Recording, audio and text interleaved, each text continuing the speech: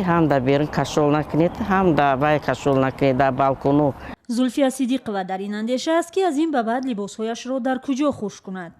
در یک خانه دو تا کیلون کودکای مایده چقدر کشول نمیکنیم. قدی راه باشد دامون خیلی ممکن است برای که اونجا هم خیلی ماشین خارجی میگذرن در لای راه دیگه این درون دومه.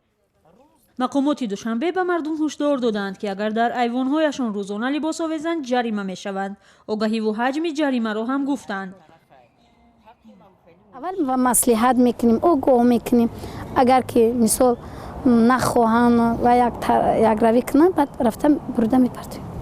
کارمندان من نمی کارخانه فوند منزلی چند تا سیمور رفتن چون قدی وایشون چلونگرشون بریده پرتفتن. مقامات میگوید هدفشان رشد فرهنگی شهرنشینی است که در دوشنبه کم رعایت می شود، ولی بعضی از ساکنان میگویند پاکاری خانه خودش فرهنگ است. آدم‌ها کرپچه آفتاب میکنن، کرپه آفتاب میکنن، به این نمیشه. اکو ابی‌بی‌هام و بابام موندگی همین قاعده‌ها میکنن. طرفداران اقدام حکومت دوشنبه هم کم نیستند، به خصوص آنهایی که در دوشنبه بزرگ شدند. بعضی حتی لباس ته‌پوشی خود را هم در تریزه و بیرون از خانه آویزان میکرد که به نظر خیلی بد میرسید. حالا وقتی از راههای مرکزی میگذرم میبینم که شهر دیگر شده است. خیلی زیبا میرسد به چشم. همه جا گل کاریده شده است.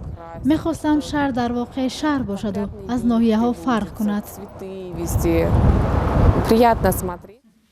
فرهنگشناسان میگویند واقعا ساکنان دوشنبه باید معیارهای شهرنشینی را رعایت کنند چون شرایط ده و شهر بسیار فرق میکند.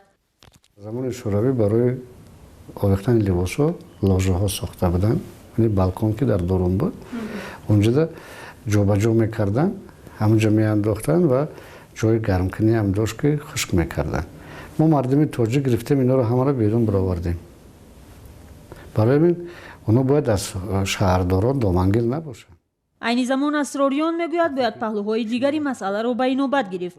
اگر خشککشویی‌های ارزان و دسترس می بود کسی در بیرون لباس نمی آویخت. اکنون گروه‌های مخصوص شهرداری نظارت میکنند که اهالی میلیون نفری دوشنبه لباس را فقط در خانه خشک کنند. تا کجا این دستور رعایت می شود باید منتظر شد و دید.